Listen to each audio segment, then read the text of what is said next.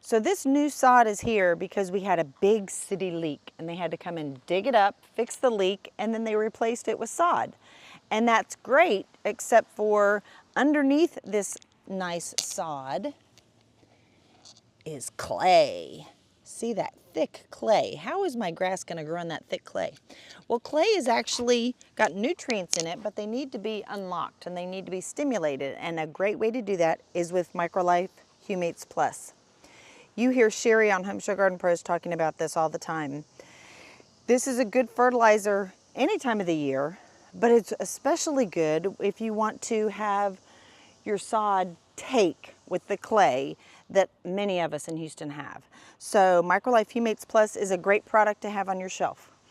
And here we're gonna put a little bit on there. You can get these in big bags, or if you have a small area, and you can just toss it on the front. And you know we've got rain coming, so it's a great time. And if I was here when they laid it, I may have even put it down on the clay and then put the sod out.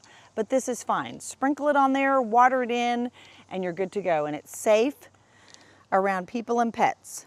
So get your grass fed for the fall and watch your grass grow in the spring.